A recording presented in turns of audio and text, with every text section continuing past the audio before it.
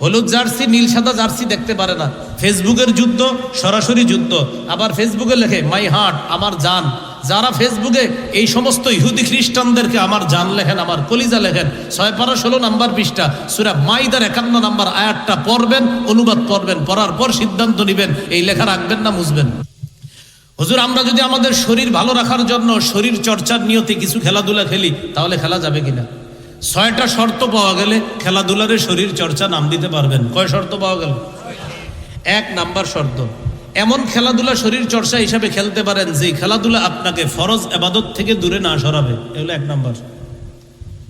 আসরের নামাজের পর মাঠে নামলেন, ফুটবল 2-4টা লাথি মারলেন, অথবা 2-4টা বল মারলেন, ব্যাডমিন্টন দিয়ে এরকম করলেন, এরপরে আবার মাগরিব যেন আপনার কোনোভাবেই কাজা না হয়, তাড়াতাড়ি মাগরিবে চলে গেলেন, তাহলে ফরজ যেন কোনোভাবেই ছুটে না যায়। এটা প্রথম শর্ত। শর্ত নাম্বার 2, সৃষ্টির মূল লক্ষ্য থেকে যেন আপনাকে দূরে সরায় না দেয়। সৃষ্টির মূল লক্ষ্য কি? সূরা জারিয়াতের 56 নম্বর আয়াতে আল্লাহ বলছে আমাদেরকে আল্লাহ বানাইছে ইবাদতের জন্য। আমাদের ইবাদতের জন্য আল্লাহ বানাইছেন। ইবাদতটা কি? ইবাদত অনেক রকম হতে পারে। আল্লাহর ইবাদত করা এটাও ইবাদত, আল্লাহর হক আদায় করা, আবার বান্দার হক আদায় করা এটাও ইবাদত। মা বাবার সেবা করা ইবাদত, এটাও আপনার আমলের অন্তর্ভুক্ত হয়ে যাবে। পিতা মাতার নাফরমানি না করা, মা বাবার আনুগত্য করা, এটাও আপনার একটা ইবাদতের মধ্যে শামিল হয়ে যাবে। আত্মীয়তার হক আদায় করা, প্রতিবেশীর হক আদায় করা, রক্তের সম্পর্ক রক্ষা করা। খেলাধুলার শরীর চর্চা নাম দেওয়ার পর যদি এমন হয় যে আপনি খেলাধুলায় এতটা মত্ত হলেন, কোথায় আপনার ইবাদত, কোথায় আল্লাহর হক, কোথায় বান্দার হক, সব আপনি ভুলে গেলেন, তাহলে জায়েজ হবে না। তো 2 নাম্বার, সৃষ্টির মূল লক্ষ্য থেকে যেন আপনারে দূরে সরায় না দেয় খেলাধুলা। এটা হলো 2 নাম্বার শর্ত। 1 নাম্বার বিশেষ করে ফরজ ইবাদত, 2 নাম্বার সৃষ্টির মূল লক্ষ্য। আমারা আপনারা আল্লাহ বানাইছে নামাজ, রোজা, হজ, যাকাত এগুলার পাশাপাশি রক্তের সম্পর্ক রক্ষা করা, মায়ের হক আদায় করা, বাবার হক আদায় করা, আত্মীয়দের হক আদায় করা, রক্তের সম্পর্কের হক আদায় করা, প্রতিবেশীর হক আদায় করা, এই সবগুলো আমারা আপনারা বানানোর লক্ষ্য। 3 নাম্বারটা আমার সাথে বলতে হবে। বলেন, সতর অনাবৃত থাকে এমন পোশাক না হওয়া। আবার বলেন, সতর অনাবৃত থাকে এমন পোশাক না হওয়া। পৃথিবীতে এমন কোনো খেলা আসেনি যে খেলায় সতর অনাবৃত থাকে, রান দেখা যায়। কোন খেলা? হাডুডু, কাবাডি, হ্যাঁ আরো জোরে বলেন। আবু দাউদের 4010 থেকে 4017 নম্বর হাদিস। এই হাদিসগুলার বাব হলো বাবুন নাহি আনি তাররি, উলঙ্গ হওয়া নিষেধ। এই হাদিসগুলার মধ্যে একটা হাদিস আছে, রাসূল সাল্লাল্লাহু আলাইহি সাল্লাম হযরতে আলীকে বলেন, আলী লা তাকশিফ ফাকিজাক, তুমি তোমার রান খুলবা না। ওয়ালা তানজুর ইলা ফাকিজি হাইয়িন ওয়ালা মাইয়িতিন, আলী তুমি জীবিত ব্যক্তির রান দেখবা না, মরা ব্যক্তির রান দেখবা না। আবার বলছি হাদিসের অনুবাদ, আলী তুমি তোমার রান খুলবা না, আলী তুমি জীবিত ব্যক্তির রান দেখবা না, মরা ব্যক্তির রান দেখবা না। আমার নবী বলছে জীবিত ব্যক্তির রান দেখবা না, মরা ব্যক্তির রান দেখবা না। যেই খেলায় সতর অনাবৃত থাকে আর রান দেখা যায়, সুতরাং ওই খেলা দেখা আমার মুসলমান যারা আমরা দাবি করি আমাদের জন্য হারাম। কেন ঠিক বলেন? নবী বলছে। কে বলছে? রান দেখা যাবে? আপনি যদি বলেন হুজুর আমি এইভাবে থাকবো গিয়ে, চোখ বন্ধ করে থাকবো, চোখ আজ ঠিক আছে আপনি চোখ বন্ধ করে দিয়ে থাকেন, কতক্ষণ থাকতে পারেন দেখি। তাহলে রান দেখানো যাবে না, রান দেখাও যাবে না।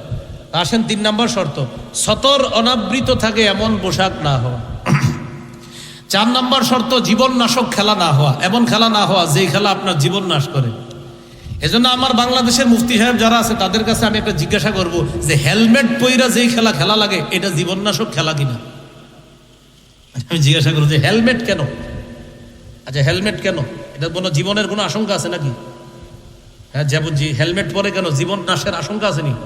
আমি কিন্তু বলি না, আমি কোনো ফতোয়া দিচ্ছি না, এমনি জীবন নাশক খেলা না হতে হবে। এমন খেলা যেই খেলা আপনার জীবন নাশ করে সেই খেলা যেন না হয়।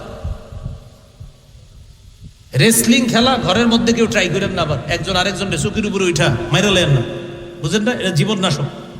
ওরা কিন্তু আপনারে ধোকা দেয়, এই রেসলিং পুরাটা ধোকা।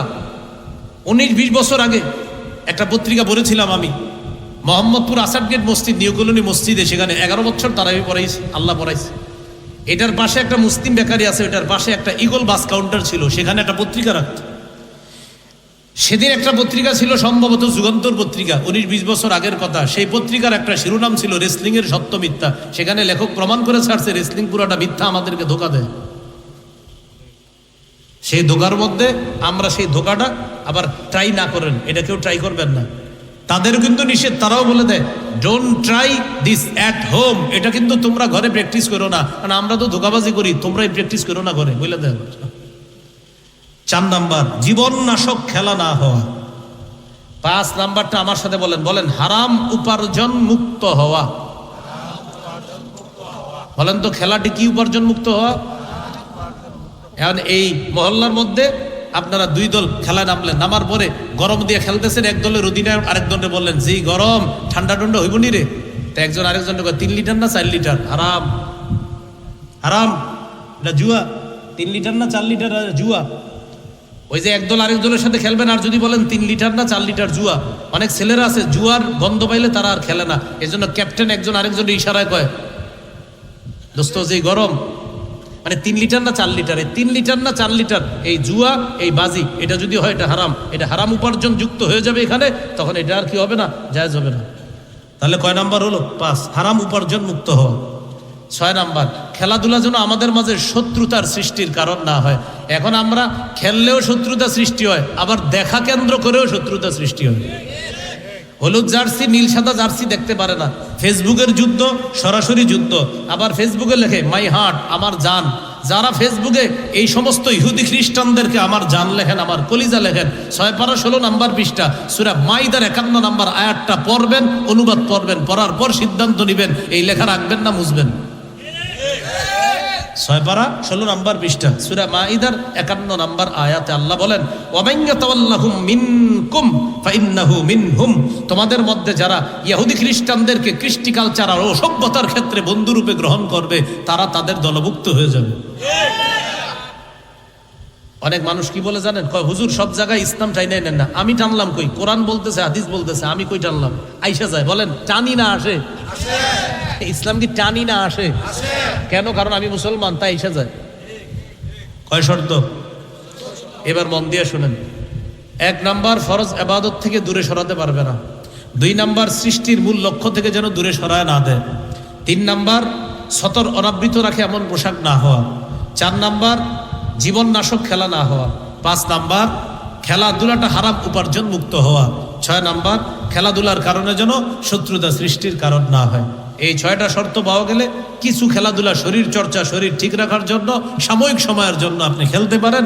এটা আবার যেন এমন না হয় এত বেশি খেলতেছেন যে সময় অপচয়ের অন্তর্ভুক্ত যেন আবার না হয়ে যায়। এটা হলো ততটুকু যে যতটুকু হইলে আমার শরীরটা মোটামুটি ফিট থাকে, এতটুকু পরিমাণ মোটামুটি হতে পারে। তা আপনি দৌড় প্রতিযোগিতা খেলেন, সাঁতার খেলেন, দৌড় প্রতিযোগিতা খেলেন, কোনটা? দৌড়ের এটা খেলেন, সাঁতার প্রতিযোগিতা খেলেন। আগে তো গোল্লা শুট খেলতো বাচ্চারা, এখন আর গোল্লা শুট খেলে না। এখন 4 কোনার জিনিস হাতে আসার পর তাল গাছের নিচে সবাই বসে একসাথে গোল্লা শুট খেলতে থাকে। আল্লাহ আমাদেরকে হেফাজত করেন। বলেন কিয়ামতের ময়দানে কয় সাক্ষী? এর মধ্যে আল্লাহ তো প্রধান সাক্ষী, আরো কয় সাক্ষী আল্লাহ ছাড়া? 3 সাক্ষী। এই 3 সাক্ষী আমার আপনার বিরুদ্ধে যেন না হয়। বিরুদ্ধে হবে না তখন যদি দুনিয়ার সময়গুলো সঠিকভাবে কাজে লাগাইতে পারি।